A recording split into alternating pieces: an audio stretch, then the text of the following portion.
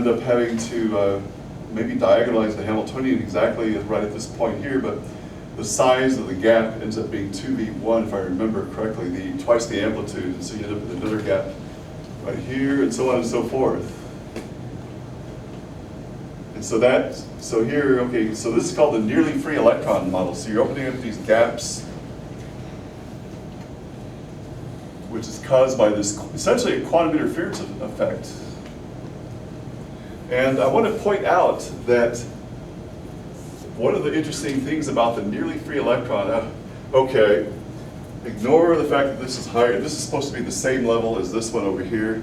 I just didn't do a very good job of drawing that. So this is the same height as here, but I want to and then I guess this is supposed to be the same height as this, so I didn't draw it very symmetrically. So it should be symmetric. Okay, so just kind of write that down in your notes. Conceptually, here's the thing that's interesting about the nearly free electron model, is that it relies on the fact that the electrons are behaving like a wave. Okay, there you have this wave-particle duality. The electrons are coming along, they're scattering off of each of these positions. You're getting sort of a combination of constructive and destructive interference. And it's actually because of that is when you get these matching effects at these boundaries, you know, when k is equal to pi, I think it's n pi over a, something like that, that you get this forbidden band gap opening up. So there's just like a gap where you have forbidden energy levels right here. And so it just so happens that because it does rely on the wave properties of electrons, you can actually get a similar thing happening not only with electrons, but you can get it with photons and even mechanical vibrations, believe it or not. How is that possible? Well, photons, I actually remember, I was there. It's one of these things why didn't I think of that kind of scenarios? But what happened was I was at Belcor back when the guy was talking about it over at the lunch table of all places. Eli Yablanovich was talking about this back in 1989 and mentioning this, yeah, you can apply the same thing to photons, in other words. And so he actually, after the demise of Belcor, Bell Labs, all of our basic research in the industrial research labs sort of went by the wayside right about the end of the 1980s, early 1990s. So he moved to UCLA, but he was able to actually build you have to, first of all, when you're talking about electrons, this spacing is going to be really tiny. It's going to be a few angstroms right here, just like 3 angstroms or whatever that is, going from here to here. In order to make something that would work for photons, since the wavelength of optical light in the optical part of the spectrum is really long, it's about half a micron, that roughly, you would want to build something similar, except have much bigger spacing. And so it took him a while before he'd be able to figure out how to build it, how to construct something. I don't remember exactly how he did it. But he was able to just literally create a mechanical thing where the photons would be coming in and out of some material, and you would get scattering of the light essentially coming through. And so what happens is that with light, you can actually create something that has band gaps in it. So you can actually create things where the light is able to propagate through. So it acts like a very, very clever type of filter at a minimum, but there's all kinds of other interesting properties. But the photons will have forbidden energy gaps and so forth. And then, even more recently, well, it's kind of building on what had been done some time ago, but phonons, it turns out, which are quanta of sound or mechanical vibrations, also have something that's kind of akin to a band structure as well, because they also behave like waves. And then even more recently, a couple of my former students, Emile and Camelia Cornan, this came out in 2017, I think. Well, this paper came out, I think it is 2017, so just like hot off the presses in Nature Communications. They built a mechanical model using things coupled with springs, and they were able to show with this very clever mechanical model they built, where you oscillate it, that you can actually have a band structure, and you have forbidden energy bands in this, where the mechanical vibrations can propagate for a certain frequency. What you do is you sweep the frequency, remember, energy is related to frequency. So what you're doing in the mechanical case or the photon case, either one, if you sweep the frequency, that's equivalent to changing this thing, like in the mechanical vibration scenario. Now there's some other more intricate things that happen as well called edge modes, where they have a boundary, where they flip the orientation of the springs around right at some boundary, and you get some edge mode that can occur right at the boundary. That's another more subtle thing that they get into in their paper. They actually created some videos actually like their supplementary info where you can actually look at that. I can maybe send that as an email if anybody wanted to try to look at least look at the video, even to get into the gory details of their paper and whatnot. Yes, paper information. Okay, so yeah, I'll be glad to send that, and I'll send an email out that has that. That if you want to, and say, don't try to get bogged down in the actual mathematical details of the paper, which are it's hard to understand even for a PhD physicist, much less an undergraduate, but just look at the video. I think that would be the part that would be more fun on that. Okay, so way back, you can see 1931, this is one of the early models of a 1D system that gives you a band structure. And so what they did here is, you can see they have an array of, it's like exactly this scenario that's used in the laser pointer, I believe, more or less.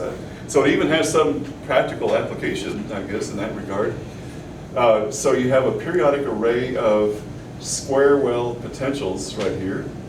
And now what they do, okay, notice I guess that they have these parameters A and B that represent the space. I guess it would be the width of the well and the space and the width of the barriers right there. And V naught represents the height of each of these barriers. And so now what you do is, I think what they're doing is they assume that E, the energy, I believe, is less than V naught in this case. Okay, yeah, they're not free, their energies are less than the height of V naught. And so what you do is you assume that you have these right and left propagating modes in the wells that goes as A e to the ikx plus B e to the minus ikx. So those are the right and left propagating wave functions in that region, in the well right there. And then of course the energy is going to be h bar squared k squared over 2m. So if you just invert that, you get this expression for k in terms of the energy right here.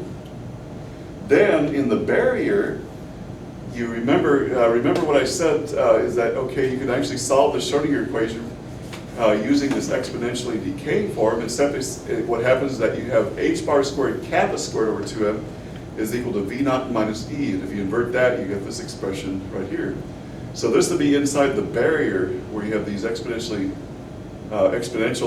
either decay if you're going to the right, or growing if you're going to the right, and for this one here, or this would be decaying if you're going to the left, right here. And so now the question is, okay, that actually is the solution, actually, in those two regions of the Schrodinger equation. And so then you have to match these solutions up at the boundary.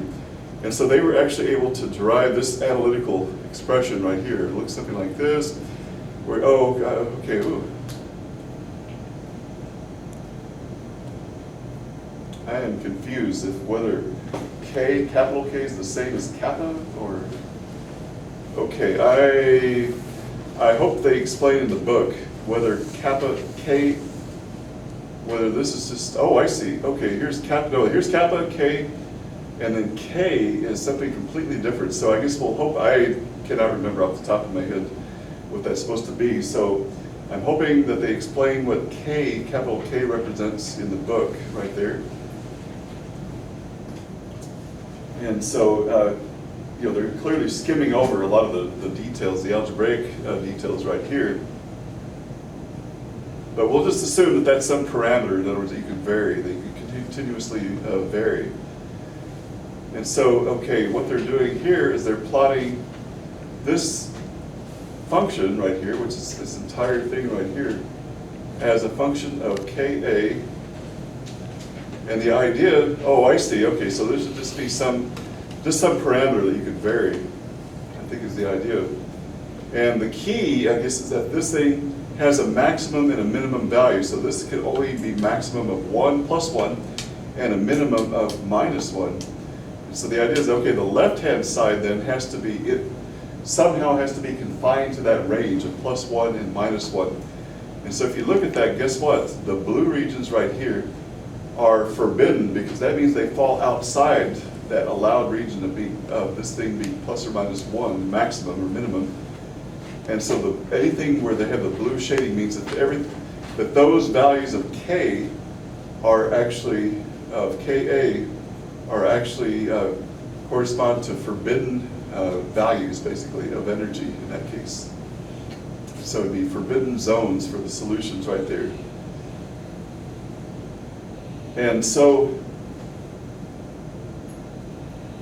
when they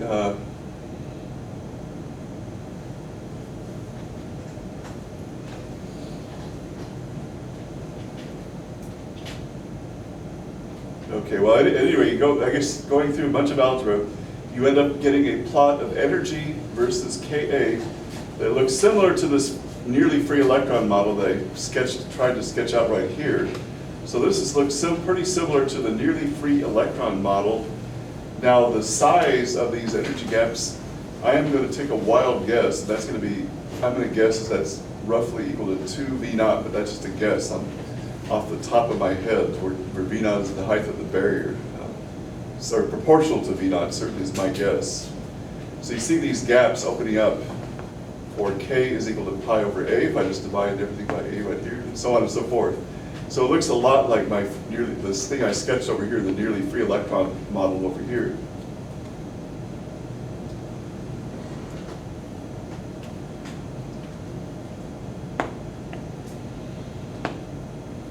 Okay, Brillouin zone. So this thing going from -pi over A to pi over A is called the first Brillouin zone. And then typically what you end up doing is actually think of these guys as reflecting back into the first Brillouin zone, into this region. So there's a lot of subtleties that come into getting into the detailed. So you actually think of this band structure as completely repeating itself as a function of K. So I will try to draw another sketch over here.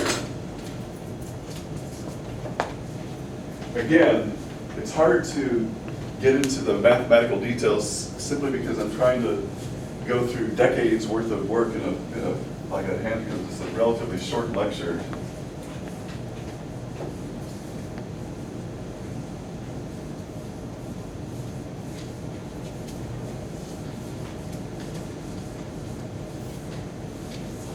So the idea is that, let's say we start out with, so I think it's probably easier for me just to draw it right off the bat in this kind of,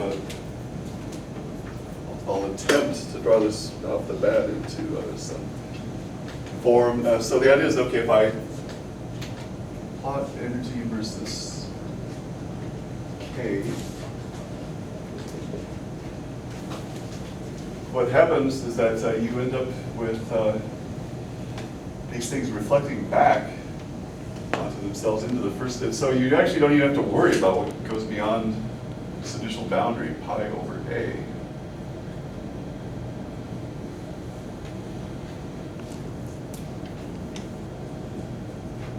So then this guy comes up like this.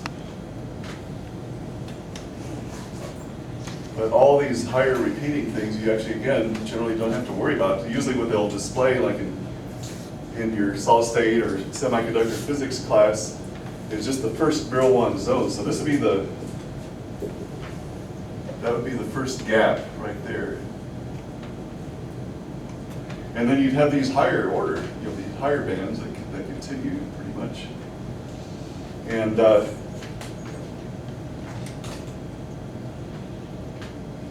so I think that guy is going to look something like that. And keep going up, there'll be another gap right there. So you have a gap right there as well. And so again, I wish I didn't have a lot of time, so I just got the black things.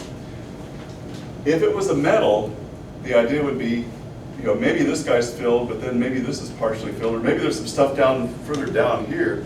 Maybe this is the highest occupied band. And so if it was a metal, the idea